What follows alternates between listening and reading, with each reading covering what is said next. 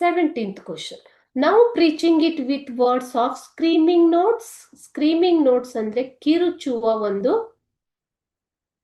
ಸಂಗೀತದ ಸ್ವರಗಳು. Okay, who is preaching now?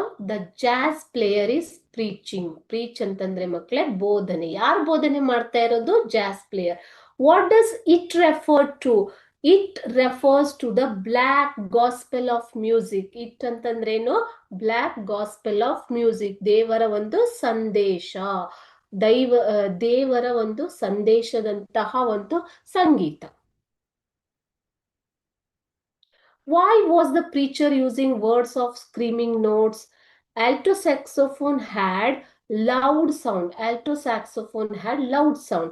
He wanted the people to understand that music was divine and it went beyond one's color. ಆತ ಹೇಳೋದಿಕ್ಕೆ ಇಷ್ಟಪಡ್ತಾನೆ, music ಅನ್ನೋದು ಒಂದು ದೈವದ ಸಂದೇಶ. So ಇದು ಕಲರ್, ಸ್ಕಿನ್ ಕಲರ್ ಇಂದ ಆಚೆ, ಅಂದ್ರೆ ಬಣ್ಣಗಳಿಂದ ಆಚೆ ಇರುವಂತಹ ಒಂದು ಆಶೀರ್ವಾದ ಅಂತ ಹೇಳೋದಿಕ್ಕೆ ಇಷ್ಟಪಡ್ತಾನೆ. ಓಕೆ, ಅದಕ್ಕೋಸ್ಕರ ಆತ ವರ್ಡ್ಸ್ ಆಫ್ ಸ್ಕ್ರೀಮಿಂಗ್ ನೋಟ್ಸ್, ಅಂದ್ರೆ ಸ್ಯಾಕ್ಸೋಫೋನ್ ತುಂಬಾ ಲೌಡ್ ಸೌಂಡ್ ಮಾಡ್ತಾ ಇತ್ತು, ಅದನ್ನೇ ಆತ ವರ್ಡ್ಸ್ ಆಫ್ ಸ್ಕ್ರೀಮಿಂಗ್ ನೋಟ್ಸ್ ಅಂತ ಯೂಸ್ ಮಾಡ್ತಾನೆ.